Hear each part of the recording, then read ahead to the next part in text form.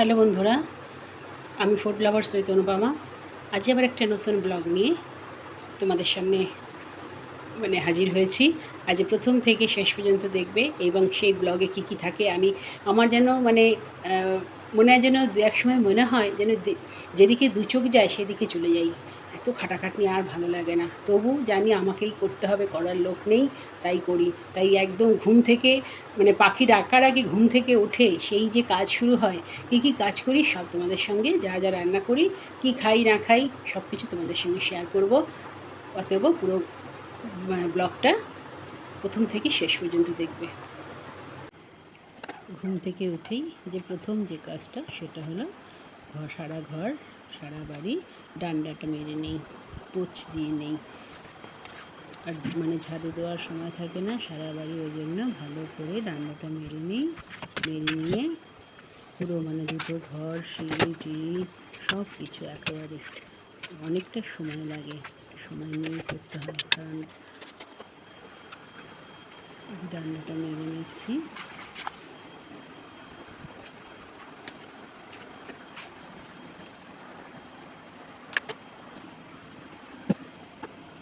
প্রথম কাজ হলো বাড়িঘর পরিষ্কার করা সাত সকালে উঠে, কারণ স্নানের আগে এগুলো করা যায়, স্নানের পরে তো আর এগুলো করা যায় না। তাই এই প্রথম কাজ এটা করে নিই। আগে ঘুম থেকে উঠেই টয়লেট সেরে ডান্ডাটা ভালো করে দুটো ঘর, সিঁড়ি নিচ পর্যন্ত। রোজ দিন হয়তো সময় থাকে না, তখন সেই বাকি কাজটা ওর বাবা করে, কিন্তু আজকে সিঁড়ি টিড়িগুলো ওই ডান্ডাটা মেরে নিয়েছি। মেরে নেওয়ার পরে যে কাজটা থাকে সেটা হলো ব্রাশ করে নেওয়া। ডান্ডাটা মেরে আমি ব্রাশটা করে নিচ্ছি। করে নিয়ে ঠাকুর ঘরে আমাকে ঢুকতে হবে বলে তাড়াহুড়া করে সব কিছু আমাকে করতে হয় সকাল থেকে উঠেই।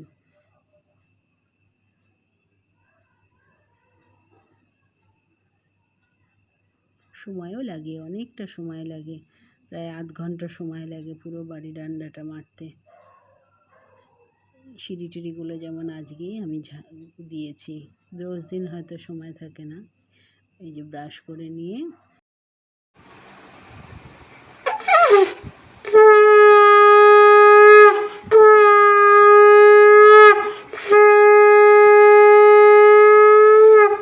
राधा स्वामी नाम जोगाए सही तरे कल बिना मेहर नहीं पाए जहाँ कई विश्राम कारो बंदगी। ঠাকুরের প্রসাদটা জলটা আমরা খাই, তাই যে গ্লাসে আমরা খাই সেই গ্লাসে, ঠাকুরের গ্লাস থেকে আমরা নিয়ে বোতলে ঢেলে আমরা সেই জলটা অমৃত সুধা বলেই খাই। রোগ টোগ ভালো হয়ে যায়, জলটা আমরা ফেলি না। ভালো জল, আমরা যে জল খাই সেই জলই আমরা কিন্তু ঠাকুরকে দিই। এরপরে ছাদের থেকে ফুল টুল তুলে এনে, যেহেতু আজ বুধবার অনেক কাজ থাকে, তাই আগে চাটা খেয়ে নিলাম। তারপরে ঠাকুরকে স্নান টান করে পরিষ্কার করিয়ে, এই যে ওদের স্নান করানো হয়ে গেছে, করিয়ে এদের চন্দন মাখিয়ে দিচ্ছি, গণেশ আর নারায়ণকে।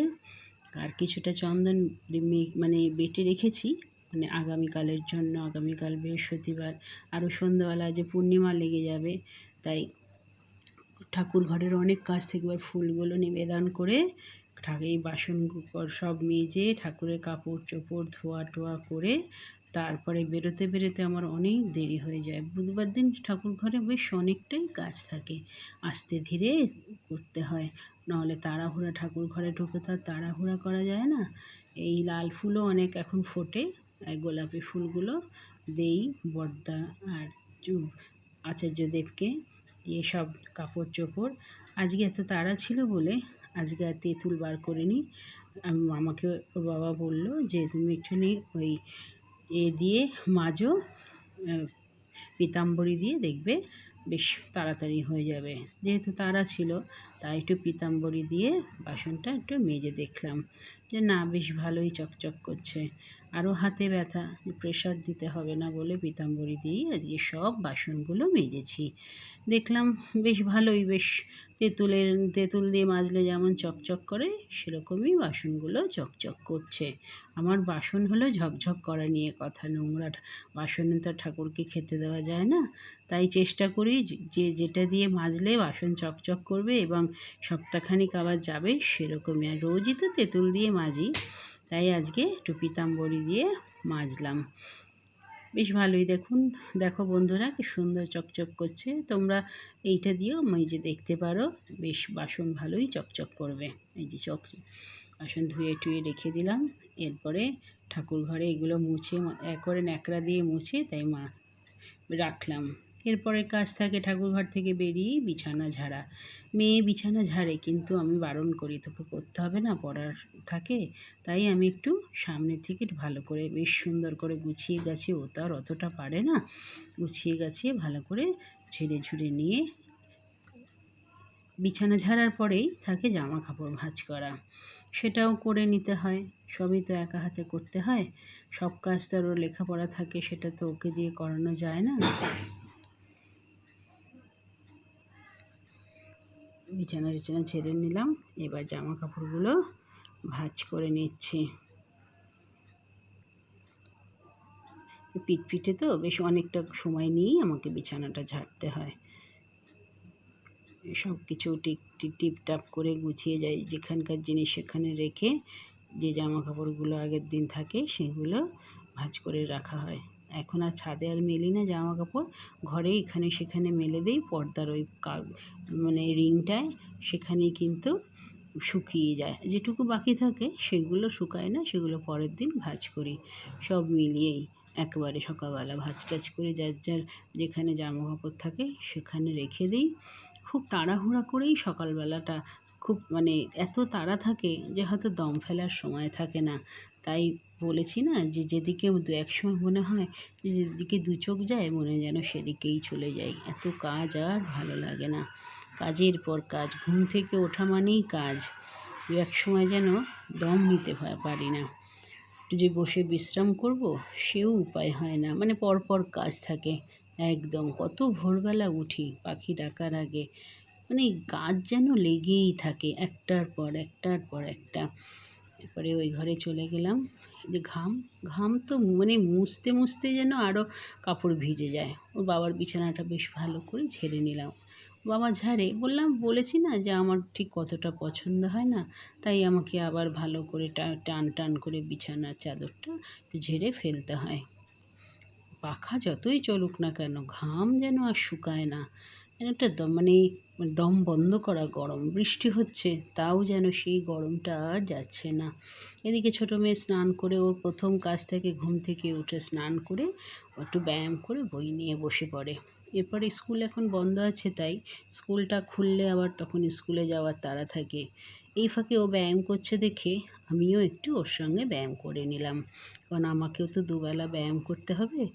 যে ব্যায়ামগুলো আমাকে দিয়েছে, নাহলে 1 মাস যে সময় দিয়েছে সেগুলো তো সেই রোগটা তো আমার ভালো হবে না। তাই একটু ভালো আছে হাতটা, ব্যায়ামটা করাতে, ওষুধটা খাওয়াতে 2-3 দিন। তাই আমি ওর সঙ্গে একসঙ্গে আমরা মা মেয়ে মিলে ব্যায়ামটা করে নিলাম। ব্যায়াম করতে বেশ অনেকটাই সময় লাগে, 7 রকমের ব্যায়াম তো, তাই একটু করতে বেশ সময় নিয়েই করতে হয়। তা ও করছে দেখে ওর সঙ্গে করে নিলাম। অত সকালে স্নান করি যে চুলটা খুলে কাজ করব গরমে, সেটাও পারি না, এত গরম লাগে। এই ব্যায়ামটা করাতে হাতটা যেন এখন একটু যেন নাড়াতে পারি, নাহলে মাঝে না নাড়াতেই পারছিলাম না। বেশ অনেকটা বেশ হাতটা তুলতে পারি। এখনও হালকা একটু ব্যথা রয়েছে, 1 মাস ওষুধ দিয়েছে, ওষুধগুলো তো খেতে হবে। তাই বলি যে মায়েদের আর বিশ্রাম নেই। মায়েদের হাজার রোগ হলেও সব কাজ করে তবে রোগের চিকিৎসা করতে হয়। যে রোগ হয়েছে বলে যে একটু বিশ্রাম নেব, ওইসব কে শুনবে? সংসারে থাকতে গেলে সবার আগে মাদের সুস্থ থাকতে হবে, অসুস্থ হয়ে কোনো লাভ নেই। এই পোছাপুছিগুলো একটু করে নিলাম কম্পিউটারে। মেয়েটা 2-3 দিন হলো আসে না, একটু বেড়াতে গেছে, আবার আগামীকাল আসবে। তাই পাখা টাকাগুলো একটু নোংরা থাকে, একটু ঝেড়ে পরিষ্কার করে নিলাম। ড্রেসিং টেবিলের উপরে হালকা একটা ধুলো পড়ে, রোজই ধুলো থাকে, কিন্তু হয়তো ঝাড়া হয়ে ওঠে না। যেদিন সময় পাই হয়তো একদিন ছাড়া একটু ঝেড়ে নিলাম। খাটটানগুলো একটু আয়নাটায় দেখি একটা হালকা একটা ধুলোর আস্তরণ পড়ে গেছে, সেটাও একটু মুছে নিলাম। একটা তো আয়না না, আলমারির একটা আয়না, ড্রেসিং টেবিলের একটা আয়না, আমাদের ঘরের একটা আয়না, সব আয়নাগুলোই বেশ একটুখানি ভালো করে পরিষ্কার করে নিলাম, নাহলে মুখ দেখা যায় না, একটা হালকা ধুলোর আস্তরণ। এই সব করতেও তো সময় লাগে, সবই তো একা হাতে করতে হয়, মানে ওই জন্য দু এক সময় খুব অসহ্য লাগে। এই ঘরে এসে আমাদের খাটটা, আয়নাটা স্টিলের খাট তো একটু ধুলোর আস্তরণ পড়ে। ধুলো মানে ঘরে যে ধুলো কোথা থেকে আসে কে জানে, মানে মানে রোজ দুবেলা ঝাড়লে মনে হয় তবে যেন ধুলোটা যায়। আমি যেন আবার মানে আমার যেন পায়ের তলায় ধুলো আর জল বালি এগুলো আমি যেন সহ্যই করতে পারি না। আমার মানে একটু কাজ করলাম একটু ডান্ডা মেরে নিলাম, একটু কাজ করলাম ডান্ডা মেরে নিলাম। ভীষণ বাতিকগ্রস্ত মানুষ। আসলে তা না, একটুখানি পরিষ্কার পরিচ্ছন্ন থাকলে নিজেকেও ভালো লাগে না, সবারই ভালো লাগে যে না পরিষ্কার। ওই মাঝে মাঝে দরজা জানলাগুলো একটুখানি পরিষ্কার করে রাখি, একটুখানি ময়লা পড়তে দেই না, যতটা পারি সে ততটাই করার চেষ্টা করি, কারণ একা হাতে সবই তো করতে হবে। এই জন্য একটু জানলাটাও একটুখানি মুছে নিলাম, তার ফাঁকে গ্রিলগুলোও একটু মুছে নিলাম, যাতে ধুলোটা কবে প্রায় 6-7 বছরের বেশি হয়ে গেল রং করা রয়েছে, মনে হয় যেন মুছলে মনে হবে যেন নতুনই লাগে, তাই একটুখানি মুছে নিই। এবার 9টা বেজে গেছে, এবার তো ব্রেকফাস্টটা করতে হবে, প্রেশারের ওষুধটা খেতে হবে। তাই মেয়েকে বললাম ছাতু আছে, একটু ছাতু শরবত করি, তাই সন্দক নুন দিয়ে, বিট নুন আর সন্দক নুন দিয়ে একটুখানি 50 গ্রামের মতন আমি আরও একটুখানি ছাতু গুলে নিলাম, গুলে নিয়ে ও 1 গ্লাস আর আমি 1 গ্লাস টিফিনটা সেরে ফেললাম। আজ হালকার উপর দিয়েই খেলাম, কারণ তা আবার তাড়াতাড়ি ভাত টাত খেতে হবে তো, যেহেতু অনেকগুলো পদ রান্না হবে, তাই জন্য বললাম যে শোনা দেরি 9টাও বাজে, তোরও পড়া আরম্ভ হয়ে যাবে, তাই শরবত দিয়ে আজ টিফিনটা কর। ও এইসব ভালো, ওর আবার খুব ভালো লাগে এই ছাতুটা। আমি আবার খুব আমার আবার দুধ দিয়ে ভালো লাগে। যাই হোক, ওর সঙ্গে লঙ্কা টঙ্কা দেইনি, লেবু টেবু দেইনি, প্লেন নুন দিয়ে গুলে বেশ আমারও বেশ ভালোই লাগলো তাড়াহুড়া করে, কারণ খেয়ে কিছুটা খেয়ে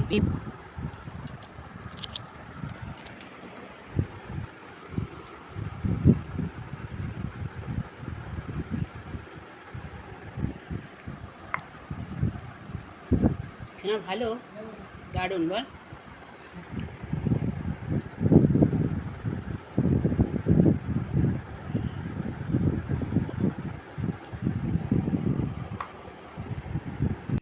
এবার একটার পর একটা কাজ, কতগুলো বোতল 2 দিন ধরে ভরে রয়েছে, জল ভরার লোক নেই। জলটা যেহেতু কিনে খাওয়া হচ্ছে, টাইম কল থেকে মাঝখানে নোংরা আসছিলো বলে খুব পেট ব্যথা করছিল, তাই জন্য ওই বোতলের জলটা খাওয়া হচ্ছে। এবার জলটা যে বালতিতে ঢেলে রাখা হয়, হাতের ব্যথায় ঢালতে পারি না, মেয়ে ঢেলে রেখে গেছে। সেই জলটা যে মগে করে জল ভরবে, ছোটো মেয়ে বলেছিল, কিন্তু ওর পড়ার সময় কখন বলবো, ওর বাবা ভোরবেলা বেরিয়ে যায়, সেই আমাকেই করতে হয়।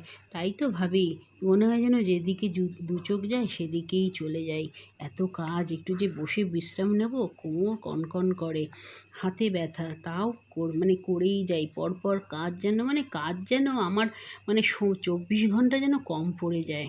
প্রত্যেক মায়েদেরই যারা ঘর সংসারে এরকম কাজ করে, আমার মনে হয় তাদের কাছে 24 ঘন্টা যেন কমই পড়ে যায়। সব বোতলগুলো ভরা হয়ে গেল, এবার বোতল ভরলে তো হবে না, সেগুলো তো আবার জায়গায় রেখে আসতে হবে, নাহলে জল পাবে কোত্থেকে। কিছু বোতল ফ্রিজে ঢোকালাম, কিছু বোতল আবার আমি আবার ঠান্ডা জল খেতে পারি না, তাতে একটু সমস্যা আছে। যাই হোক, এখানে আমাদের ঘরে আবার কিছু বোতল রাখলাম, কারণ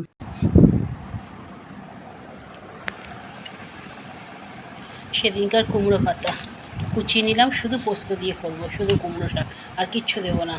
আর এই ডাল ভিজিয়েছি, ডালের বড়া দিয়ে চাল কুমড়োর তরকারি করব, একটু আদা বাটা দেবো।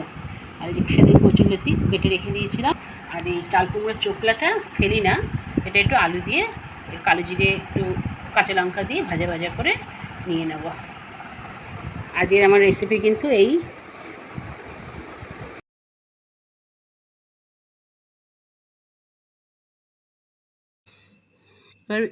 এবার শুরু হলো রান্নার পালা, খেতে তো হবে, কাজ করলে তো হবে না, তাই রান্নাটা সব কেটে কুটে নিয়ে রান্নাটা নিয়ে মানে চাপিয়ে দিলাম, অনেকটাই বেলা হয়ে গেছে। কি করছো মা? এই তো দইয়ের ঘোল করছি। ও, গরম লাগছে বলে দইয়ের ঘোল খাবে? হ্যাঁ। আচ্ছা, আমি তুমি আর বাবা, ঠিক আছে? আচ্ছা, বাতাসা দিয়েছো? হ্যাঁ, 4টে। আচ্ছা, ঠিক আছে।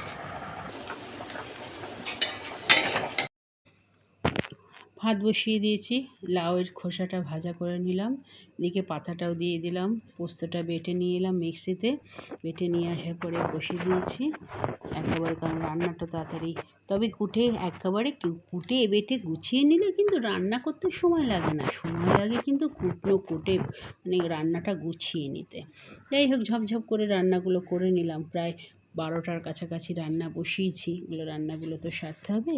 তাই মাঝে মাঝে ভাবি যে নিরামিষ আর একটা কড়াই হলে মনে হয় খুবই ভালো হতো, দুটোকে বসিয়ে দিতাম, তাড়াহুড়া করে নিতাম। সেই যে যাব বাজারে, সে আর সময় হচ্ছে না।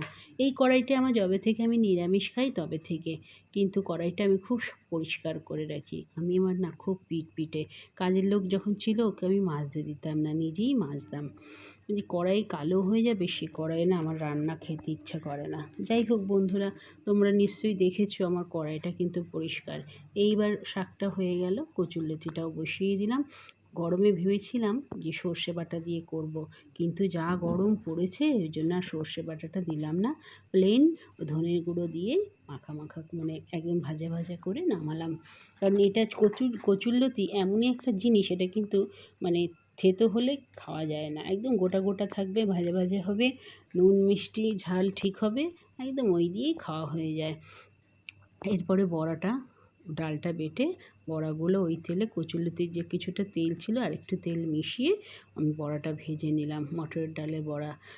ওই বড়া দিয়ে লাউ চাল কুমড়োর তরকারি বেশ ভালোই লাগে, কারণ দুবেলাই করে রাখলাম, একটা গোটা মানে কি 1.5খানার উপরে চাল কুমড়ো ছিল, কাল কিছুটা ডাল করেছিলাম গতকাল, দিয়ে ভালো করে নিলাম একেবারে।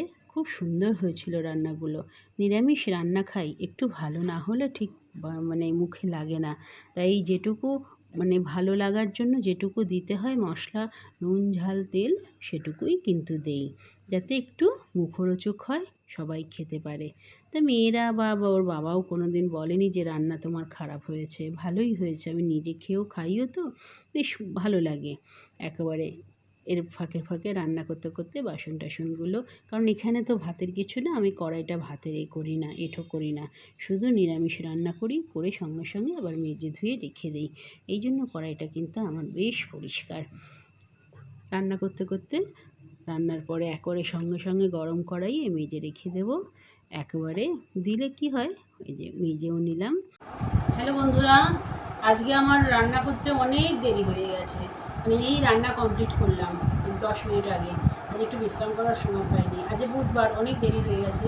তারপরে আবার দুজনে এসেছিলো, তার সঙ্গে কথা বলতে অনেকটা দেরি হয়ে গেছে, কেটে গুছিয়ে নিয়ে রান্না করবো তো একা হাতে, আর পেরে উঠি না। যাই হোক, কালকে একটু পাট শাক ছিল বলে, বড়া ছিল বলে 5টা বড়া করে নিলাম একেবারে, কারণ আগামীকাল আর কিন্তু আমাদের কোনো রান্না নেই, কারণ আমাদের যে গুরুদেব আছে তার যে সহধর্মী বড় মা, তার কিন্তু কালকে তিরোধান তিথি। তাই যত সৎসঙ্গী আছে সবাই যারা পালন করে, তারা সবাই কিন্তু হবিষ্যি পালন করবে, তা আমিও করবো, আমাদের পরিবারও করবে, তাই জন্য কালকার কিচ্ছু খাওয়া যাবে না, হবিষ্যান্নের নিয়ম অনুযায়ী যা করতে হয় তাই করবো। তাই আজকে কুমড়ো শুধু শাক দিয়ে মানে পাতা দিয়ে পোস্ত করেছি, আর এখানে কচুরলতি ছিল, আরও নষ্ট হয়ে যাবে, আর চাল কুমড়োর খোসাটা ছিল, আলু দিয়ে ভেজেছি কালো জিরে দিয়ে, আর এখানে মটরের ডালে বড়া দিয়ে চাল কুমড়োর তরকারি করেছি শুধু আদা বাটা দিয়ে। তাহলে চলো ভাত বেড়ে নিই, এখন খাওয়ার সময় হয়ে গেছে, খেয়ে নেবো। ঠিক আছে, ভাত বেড়ে নিচ্ছি।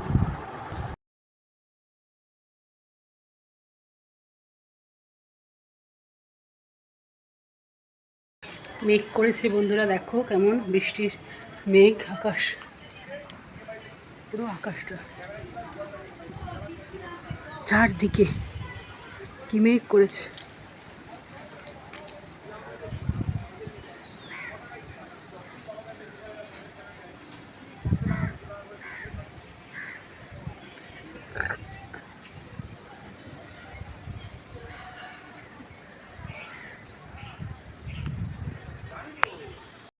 এবার দেখলাম খেয়ে উঠে এত মেঘ করেছে, না পেরে একটু ছাদে গিয়ে তোমাদের একটু দেখালাম, দেখো কীরকম মেঘ করেছে সারা আকাশটা জুড়ে, পূব পশ্চিম। তারপরে এসে আমি বলছি না চল একটুখানি লাইট নিভিয়ে একটু ট্যাবলেটগুলো খেয়ে শুয়ে পড়লাম। একটুখানি ট্যাবলেট খাওয়ার পরে একটু না ঘুমালে না হয় না। 4টে বাজলে 4:30 নাগাদ ওর বাবা ডাকলো। ওর বাবাই বিকেলে চাটা করে ডেকে দিলে চা খেলাম। খেয়ে তখন জগদ্ধাত্রীটা দেখছিলাম। আমরা 3 জনে বসে এই যে চা খাচ্ছি। তখন 4:30 বাজে। এবার চা খাওয়ার পরে জগদ্ধাত্রী দেখার পরে কিছু কাজ থাকে, ঘরটারগুলো ঝাড় দিয়ে নিলাম ভালো করে। সন্ধে হওয়ার আগে ঝাড় দিয়ে একেবারে গাটা ধুয়ে। হ্যালো বন্ধুরা, এই ঘরটার ঝাড় দিয়ে জামা কাপড় বিছানা সব গুছিয়ে বিকেলের কাজ সব করে এবার গা ধুয়ে এলাম। ঠাকুর ঘরে যাওয়ার সময় হয়ে গেছে। 6টে তারের প্রার্থনাটা ধরবো। এই এখন ঠাকুর ঘরে ঢুকছি, চলো। কিছু অ্যাময়ের মাল এসছে, গ্লিস্টারগুলো ব্যবহার করি তো। আরও কিছু অ্যাময়ের যে জিনিসগুলো আছে সাপ্লিমেন্টারি, সেগুলো এসছে, পরে তোমাদের দেখাবো। সব ঘরটার বিকালে একটু ঘরটারগুলো ঝাড় দিলাম ভালো করে। সব ঘরটার বাড়িগুলো ঝাড়টা দিয়ে টিপটাপ করে গুছিয়ে গাছিয়ে রেখে এবার ঠাকুর ঘর 6টা 4 হয়ে গেছে, ঠাকুর ঘরে ঢুকে পড়েছি।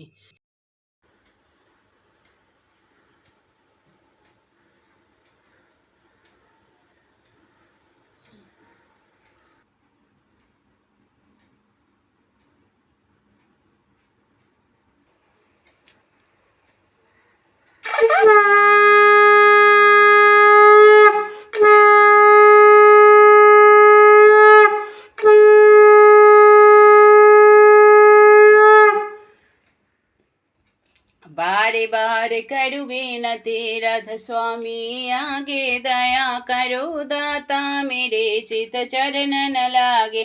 जन्म जन्म रही भूल में, नहीं पाया भेद কানি বিনা শান্তে পাবে নেহি। সন্ধ্যে হয়ে গেছে, প্রার্থনা করে ও বই নিয়ে বসে পড়লো। আমি এদিকে টিফিনে রাত্রেবেলা ডিনারে চলে গেলাম।